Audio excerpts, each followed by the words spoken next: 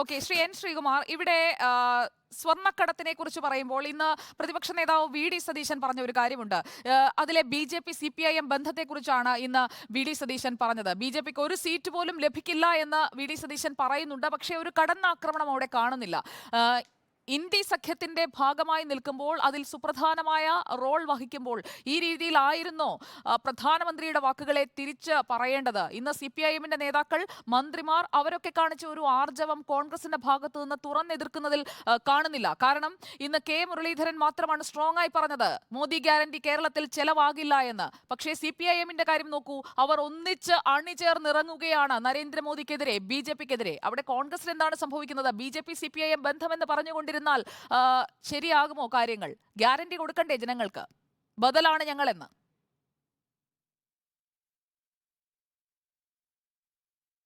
ശ്രീമതി സുജയ, പ്രധാനമന്ത്രി വന്നൊരു പ്രസംഗം നടത്തുമ്പോൾ ആ പ്രസംഗത്തിൻ്റെ ഒരു അനുരണനം നാട്ടിലുണ്ടാകും. അത് ഏത് പ്രധാനമന്ത്രിമാർ വന്നാലും സംഭവിക്കും. അപ്പോൾ ഇന്ന് പത്രലേഖകർ വിവിധ രാഷ്ട്രീയ നേതാക്കളോട് ചോദിച്ചപ്പോൾ പ്രധാനമന്ത്രി പറഞ്ഞൊരു കാര്യം, സ്വർണ്ണക്കടത്തിൻ്റെ പ്രഭവ ഓഫീസ് മുഖ്യമന്ത്രിയുടെ ഓഫീസാണ് എന്ന് പറയുമ്പോൾ അതാണൊരു ചർച്ചാ വിഷയമായത്. അതുകൊണ്ട് CPM നേതാക്കൾക്ക് ആഞ്ഞടിച്ചേ പറ്റുള്ളൂ. നേരെ മറിച്ച് UDFന് രണ്ടുപേരെ ഒന്നിച്ച് നേരിടണം. കാരണം രണ്ടു കൂട്ടരും കോൺഗ്രസ് മുക്ത കേരളം, ഞാൻ കേരളത്തെക്കുറിച്ച് മാത്രമാണ് പറഞ്ഞത്, കേരളമാണ് ആഗ്രഹിക്കുന്നത്. BJP ആഗ്രഹിക്കുന്നത് ഇവിടെ നിന്നും കോൺഗ്രസ് MPമാർ ആരും വരാൻ പാടില്ല.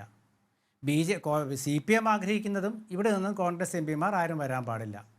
അപ്പോൾ രണ്ടു കൂട്ടരെയും കോൺഗ്രസിൻ്റെ ഇവിടുത്തെ മുഖ്യ ശത്രുക്കളാണ്. നേരെ മറിച്ച് CPMൻ്റെ മുഖ്യ ശത്രു ഇവിടെ കോൺഗ്രസ് ആണ്, BJP അല്ല. അവരിന്ന് പറയാൻ കാരണം മുഖ്യമന്ത്രിയുടെ ഓഫീസിനെ കുറിച്ച് പ്രധാനമന്ത്രി പറഞ്ഞതുകൊണ്ടാണ്. അതല്ലാതെ UDF പറഞ്ഞ എന്താണ് തെറ്റുള്ളത്? ശ്രീ MV ഗോവിന്ദൻ മാഷ് വളരെ പ്രസക്തമായൊരു ചോദ്യം ഉന്നയിച്ചു.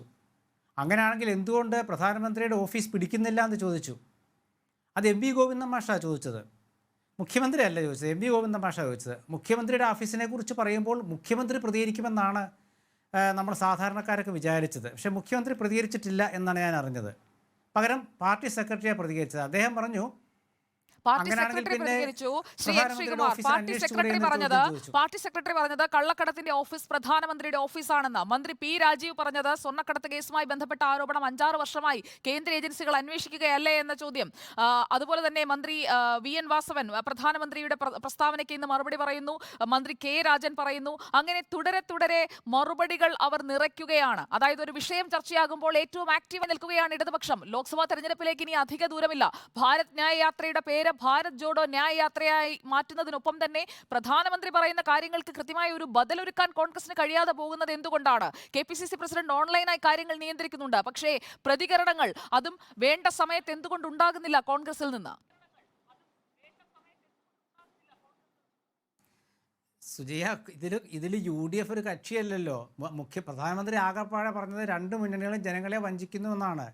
ഇവിടെ മുഖ്യമന്ത്രിയെക്കുറിച്ചും ഇടതുമുന്നണിയെക്കുറിച്ചും പ്രധാനമന്ത്രി വിമർശിക്കുമ്പോൾ അവർ മറുപടി പറയണം. അതിലെന്താ തർക്കമുള്ളത്? അതിന് മുഖ്യമന്ത്രി മറുപടി പറഞ്ഞില്ലെന്ന് ഞാൻ പറഞ്ഞല്ലോ. CPI സെക്രട്ടറി നല്ലൊരു മറുപടി പറഞ്ഞിട്ടുണ്ട്.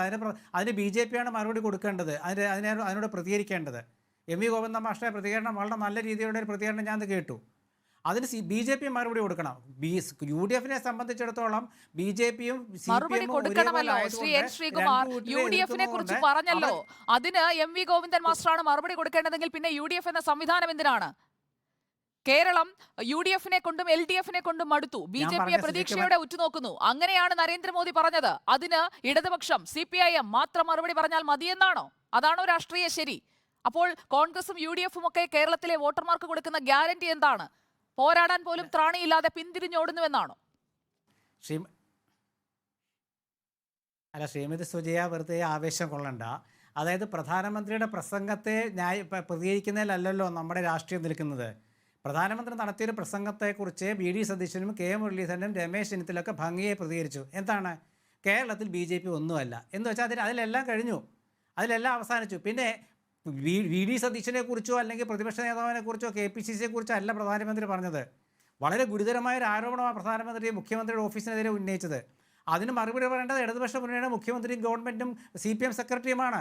അതിൽ CPM സെക്രട്ടറി പറഞ്ഞൊരു കാര്യം, എങ്കിൽ പിന്നെ പ്രധാനമന്ത്രി എന്തുകൊണ്ട് അന്വേഷിക്കുന്നില്ല? അവരുടെ ഏജൻസികളുണ്ടല്ലോ. അവിടെയാണ് കോൺഗ്രസ് പറയുന്നത്. എന്താണ് പറയുന്നത് കോൺഗ്രസ്? ഈ അഡ്ജസ്റ്റ്മെൻറ്റ് ഞങ്ങൾ കുറേ കാലമേ പറയുകയാണ്. അതുകൊണ്ട് അങ്ങോട്ടും ഇങ്ങോട്ടും പ്രസ്താവനയിലല്ല അവർ വീര്യം കാണിക്കേണ്ടത്, പ്രവർത്തിച്ചാണ് കാണിക്കേണ്ടത്. എന്താണ് പ്രവർത്തിച്ച് കാണിക്കേണ്ടത്? പ്രധാനമന്ത്രി പറഞ്ഞ ശരിയാണെങ്കിൽ ആ ഏജൻസികൾ അന്വേഷിക്കണം, അതാണ് വേണ്ടത്. അല്ലാണ്ട് മോദി പ്രസംഗിച്ചതിനെതിരെ ആഞ്ഞടിക്കുന്നതിലല്ല കാര്യം. വളരെ സുവ്യക്തമായ UDF അഭിപ്രായം എന്ന് പറഞ്ഞു. BJPയും CPMും തമ്മിൽ നടത്തുന്ന ഈ ഒരു അഡ്ജസ്റ്റ്മെൻറ്റ്, അത് അവർ കാര്യങ്ങളും പറഞ്ഞു. സ്വർണ്ണക്കള്ളക്കടത്ത് പറഞ്ഞു, കുഴൽപ്പണ കേസ് പറഞ്ഞു, എല്ലാവരും പറയുന്നുണ്ട്. ഇതൊക്കെ എത്ര കാലമായിട്ട് കാണുന്നതാ. അവസാനം കരുവന്നൂരും പറഞ്ഞു.